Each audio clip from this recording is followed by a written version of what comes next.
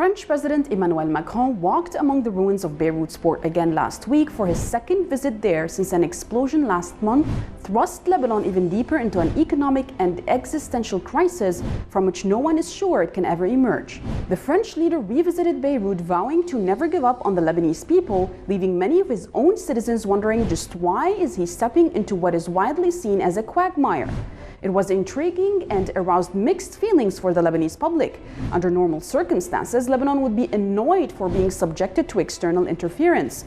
But Macron was standing in for Lebanon's leadership and dictating them, abusing the pain and troubles of Lebanese people. He was overconfident in front of the cameras, and it was like he saw himself as the savior of the country. He said Lebanese leaders would be sanctioned if reforms are not implemented, as if Lebanon is still a French mandate. Vividly, the future of Lebanon began to look similar to its past, and many started to ask what Macron is planning.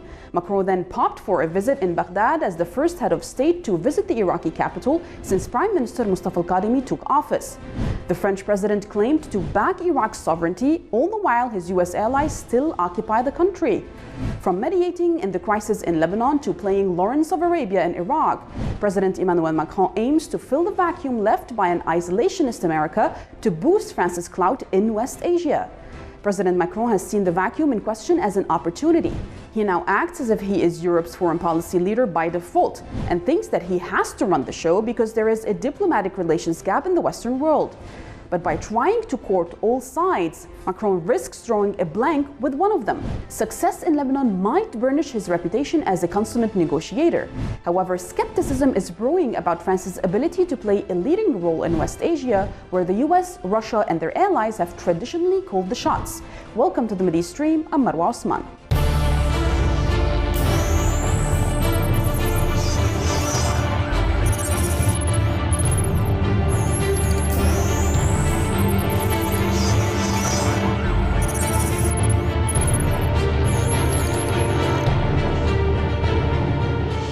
Macron returned to Paris after a three-day journey to Beirut and Baghdad, during which he played the role of a modern-day Lawrence of Arabia, promising sovereignty to the long-suffering citizens of Lebanon and Iraq. But can he do it alone?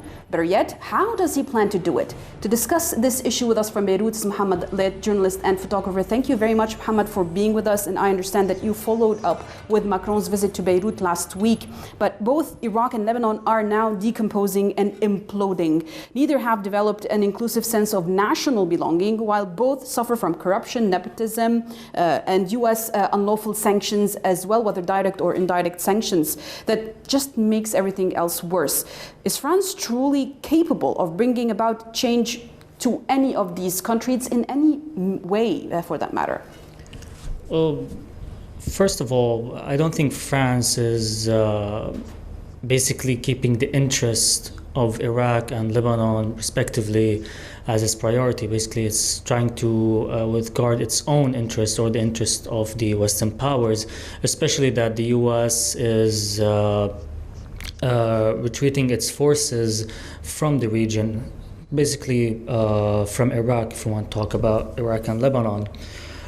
So France is trying to fill the gap of the American soon-to-be absence, rather than Iran or Turkey or any other power would take control of these area, whether politically or militarily or even economically. It has made use of the chaos that's been going on in Lebanon since last August, whether the economic chaos or the security chaos, ending with the huge disastrous blast that happened in Beirut last month, as well as the economic and political turmoil that Iraq has been going through also for the past year. Mm-hmm. For that, there are two basically aspects on this matter. There's the local aspect. In Lebanon, you have, as I've mentioned, the economic and the security and political destabilization that France is trying to fix in a way that it also keeps the interests of the people, of those who are in power. Mm-hmm. Same thing goes for Iraq, and at the same time trying to place its influence and interest as a priority, such as introducing its companies to rebuild the country and reform the economy. so that other nations wouldn't take advantage of. It's kind of like. When you have in the jungle like an injured animal, and they're like hyenas and wild dogs coming after to take a piece of the body, the same thing goes to Lebanon and to Iraq. There are a lot of nations that are trying to invest in the chaos and the disasters that are happening. So it's basically a race against time, and those who have the higher hand shall actually take the bigger piece of the cake. Since France has a long history, a long colonial history in the region, and it doesn't have negative relations with countries such as Iraq and Lebanon. Yet we did hear Macron saying that he is setting a timetable for Lebanon, saying that he would rally international aid at the end of October, and what he called a donor conference aimed at rebuilding the capital after the August 4 devastating explosion and halting the country's economic demise. That's what he said. Only if the country's fractious leaders could unite around change, or else they would actually face sanctions. This is what he was saying. Now, this is Lebanon we are talking about. How on earth is Macron planning on bringing those rivals together on one table? Well, this is one of the political contradictions that we are facing from. I mean, the cause of the entire economic collapse are the same people who are now in power and previously were in power for the past 30, 40, and 50 years. So it's basically illogical to still support these same people. Like he's having high hopes that these same people would do some economic or political reforms, because in the end, the sectarian system that we have here in Lebanon and these economic policies that we have only serve the top 1% and 2%, which most of them are the politicians that have been ruling for the past 40 and 50 years. Which Macron is, by the way, sitting and trying to negotiate with rather than actually bring some change or hope of change for the public. But Macron also announced in Baghdad as well that he wants to, quote, launch an initiative alongside the United Nations to support a process of sovereignty, end quote. I would want that too, but that's not going to happen. Last time I checked, Iraq was still under US occupation, while its national defense forces were still combating Daesh, who only pops up in US-controlled areas. However, I doubt this is what Macron was aiming for when he said sovereignty. What's your take on what he's saying? Well, in Iraq, basically, France is trying to fill the gap that the US is going to leave after its forces are removed from there. And at the same time, it's trying not to leave that gap to be filled by other regional forces, especially by Turkey or Iran, for that sake. And as I've mentioned, that France still has good relations with the Iraqi politicians. It's not.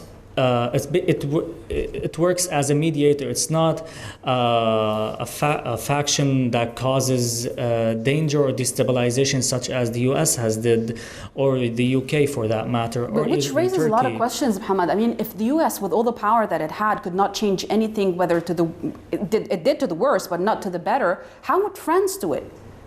As I said, I mean, the U.S. has been a cause of destabilization not only in Iraq since 2003, but also all around the region. So it's impossible, and as we have seen from its policies, it's impossible that it would work for the interest of the country that it's occupying or interfering with its affairs, because we have seen that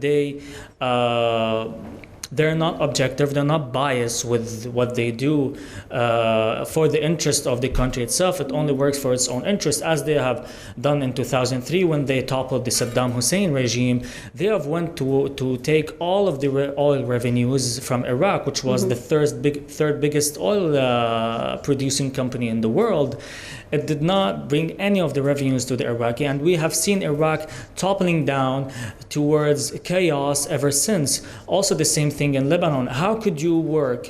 Lebanon and Syria, they have the same scenario. How could you work for the interest, as the, quote unquote, as they say, of the people by sanctioning their banks and their interests, which damaged their economy severely? And now we have seen poverty percentages have been going on high in both countries, in Lebanon and in Syria, because of these U.S. sanctions, and in Lebanon because also of the corruption of the politicians. Well, Mohammed, I want to end off where we started with you when you said Macron is actually just taking taking the stage that is being emptied right now. And I think this is the obvious conflict with Turkey at the moment between Macron and President Recep Tayyip Erdogan, whether in Libya, Syria, energy resources in the eastern of the Mediterranean, where actually Lebanon's interests are also available, and now in Iraq as well. All of these indicate France's pursuit for neocolonial dreams to revive its old mandate in the region, but also Turkey's dreams of colonialism in the region. How much room do you think the US will allow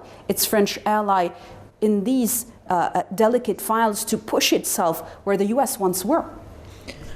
In the end, France would not work or push towards such issues in the Eastern Mediterranean without any US sponsorship for that matter, because in the end, France is working for both the US and the EU's interest. Turkey is working for its own interest, even if that causes certain problems, as we have seen, and tension with some of the US allies and the EU allies, for example, Greece and Cyprus. And France is being, let's say, too good with Lebanon after the blast, not only for the Lebanese sake, but also for the French sake. And they are trying also to hold ground in the Eastern Mediterranean, especially in the port of Beirut. They're not talking about rebuilding the port. They're talking about taking over the port with a contract for 25 years. Which raises practically a lot of questions as to why they want to be there at this point in time. I want to thank you dearly, Mohamed Aled, journalist and photographer for joining us to discuss Macron's mission to save, apparently, the Middle East. Thank you for being with us. Please stay tuned next for more from the Mideastream.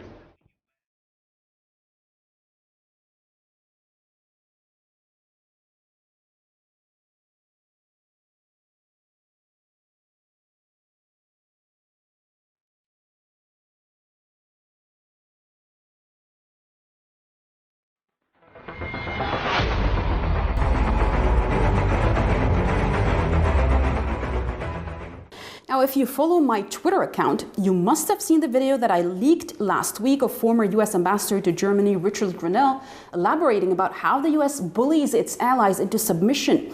If you haven't seen it yet, here's your chance to see it exclusively on Press TV and to go ahead and follow me on Twitter for more juicy news from West Asia. Now, here's a look at how the US intimidates its European allies into compliance.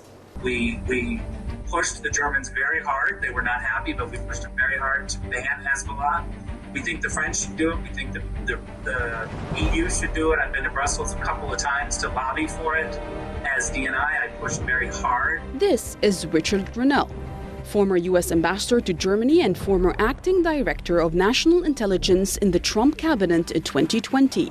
And this is a leaked video of a Zoom meeting he attended on August 8 along with several Trump supporters in an attempt to reassure influencing people in the MAGA circus that Trump will for sure win a second term. This video, which I leaked on my Twitter account, shows Grenell from a lens of a smartphone recording a desktop view of his e-meeting, bragging about bullying the US biggest European ally, Germany, to comply to US demands. It was no secret that Grenell was tough on his stances with all European allies, from the many headlines you can find on news agencies reporting about his dissatisfaction and discontent with how Europe handles some issues considered vital to the US foreign policy. When it comes to decriminalization, we've done a lot. We've concentrated on Lebanon, to be honest. We now see there are a whole bunch of problems there that relates to our work in Germany on Hezbollah. We pushed the Germans very hard. They were not happy, but we pushed them very hard to ban Hezbollah. Grenell, who makes sure to demonize the Lebanese resistance group Hezbollah every chance he gets, admitted that Germany did not want to ban the resistance group, but it was him and his staff who made that possible. Grenell also last week made sure that the economic agreement signed between Kosovo and Serbia in submissiveness to US interests includes an entire clause about designating the Lebanese resistance group Hezbollah in its entirety as a terrorist organization. It does not end there. Grenell then warned Europeans to get back to the US sphere or else. We shouldn't have to demarche you and beg you to figure out what side to take. In Venezuela, they took 9 days, the Europeans, to think about and watch. Now, this is not a Western alliance anymore. We care about the Western Alliance. We're not trying to implode the Western Alliance, but inherent in the Western Alliance is West, the West. Yes, his eyes went out of his skull when he said the West, because just like his fellow diplomats in the Trump administration, he cannot fathom the thought of saying no to the US, of having the decency to think about national interests before blindly agreeing to all US dictates. If anything, this video has shown that not only the US foes across the world have belittled the role of the US as a unipolar power since Trump came to office, but also that the US's main European allies have hit a wall in dealing with the irrational behavior and unreasonable demands of the decaying empire. The US is now paranoid of the mere thought of the West turning its face all the way towards the East. Now, to discuss this issue with us from Berkeley in California is Mr. Paul LaRudy, former U.S. advisor. Thank you very much for being with us at this very early time of day. Mr. Paul, now, you saw the leaked Zoom meeting of Richard Grenell admitting that his government uses several techniques, including one of quote-unquote gathering information, which means, by all means, it means spying against their own allies in Europe to get them to do what the U.S. wishes, contrary to the national interests of said European states. Now, what obliges such powerful states like Germany to comply with such bullying? Well, it's useful to think of the Western Alliance, if you want to call it that, as a gang. I mean, every gang is composed of gangsters, and they group together. But there's one gangster in charge, and that one gangster doesn't have relations with the other gangsters on the basis of friendship. They have it on the basis of fear and intimidation. So in order to exercise that fear and intimidation, the United States needs to have as much information as possible about the gangsters over which it's ruling. So that's essentially the basis for spying on the fellow gangsters of the United States, and there's not so much that they can do about it, because these other gangsters that are in the gang, they may be junior partners of the United States, but they get a lot of benefit out of being in the gang. That's why they're in the gang, so that they can work together and profit from the things that they steal and the actions that they take. Well, Grenell said that he personally pushed the Germans hard to enlist Hezbollah, the Lebanese resistance group, as a terrorist organization, but the Germans were not happy about it.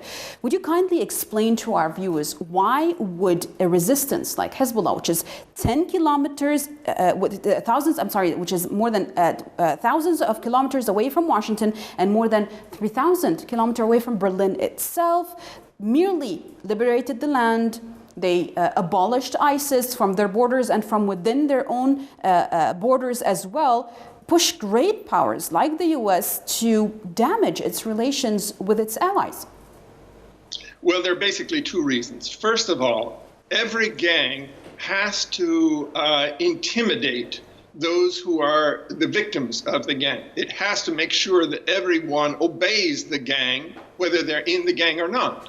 And the problem with Hezbollah and countries like Syria and Iran and Venezuela and Cuba is that they do not obey. And they must be punished, and it's necessary to make an example of them. So that's one reason why the United States wants to destroy Hezbollah. In fact, that's their big push right now, is to destroy Hezbollah for good. But the other reason is that for no good reason, most of the victims are in the Middle East neighbors of Israel. And Israel has an enormous amount of power over the United States. They have essentially infiltrated the United States, not just the United States, also several other European and some non-European countries as well. And they exercise an enormous amount of power in certain spheres. So this is also part of it. I mean, they're considered an enemy of Israel, and the United States will do almost anything to to please Israel. So that's a large part of it as well. Paul, Grinnell also said that, and I quote him here, our allies were adrift from the West. It was important to remind the Germans that the Americans sacrificed for them multiple times because we wanted them to be innately with the West. He was referring here to the issue of Venezuela, when Europe was not fully on board with several attempted coups and direct intervention from the US that tried to impose a puppet in his suit, claiming that he's the new president. I'm talking about Guaido here. But if it took the US that much of effort to get its allies on board of Venezuela, how hard would it be to mobilize, for example, against China? Quite right. I think it'll be very difficult to mobilize against China for several reasons. But first of all, the reason they had difficulty doing this is because, again, Venezuela is not in the region of the Middle East. And Israel is not so enthusiastic. So Israel is not necessarily helping out very much, although they won't say so. But this is an important part of it. And in the case of China, the United States itself will not be able, for example, to impose sanctions on China. Why? Because the United States itself depends on China. Most of their manufactured goods come from China. So this is an unrealistic thing. They're going to try to pressure China. But I think they're going to run into a brick wall when it comes to European allies and other countries around the world. But when Europeans heard Grinnell saying that they want the Europeans to be innately with the US, wouldn't that create some sort of a fracture between both people, at least, if not governments? Well, this is Grinnell's racism speaking out. He is a confirmed, absolute white supremacist, racist, and he wants to make sure that his tribe of white people in the world will unite together to dominate the rest of the world. In that sense, he's a traditional European racist and neocolonialist. Well, this is where I want to end off with you, because one very interesting part of the video was when Grinnell admitted to forcing the U.S. Embassy staff to wear kippas, even Christian and Muslim ones, to supposedly show solidarity with the Jews in Germany. But how much longer do you think the sense of guilt that the U.S. and Israel keep pushing Europeans with will last, given that Israel has been utilizing this guilt to get away with all its crimes, even that of spying on the Europeans and the Americans themselves? Actually, I'm not so sure how much the guilt works on the European countries. It does work to some extent on the European people, and the European countries use that guilt in order to get some of their own people in line. But generally speaking, the reason that they accept this is because of the devotion to Israel. It's a unique case where a small country like Israel can push around a lot of other countries, but that's because they've infiltrated these countries to a great degree, and they use their people who are citizens of other countries, dual citizens usually, that control a lot of the politics. You cannot get elected to Congress in the United States without the support of the Israel lobby in the United States. And that's increasingly true in other countries, Germany, France, the UK, and even, let's say, in India or Hungary or other countries. So this is a very unusual situation, but we should not disregard the influence of Israel. Although even if you talk about the influence of Israel, you'll be criticized, and you're not allowed to to speak in the news about how Israel influences your country. Well, I want to thank you very much, Paul Rudy, former U.S. advisor, for joining us from California to talk about this issue. And I would advise you all to keep a heads up, because more of these videos are going to be shown on Twitter soon, probably this week, with more juice coming out of the mouth of the likes of Richard Grenell. Thank you for watching. Please stay tuned next week for more from the Mideastream.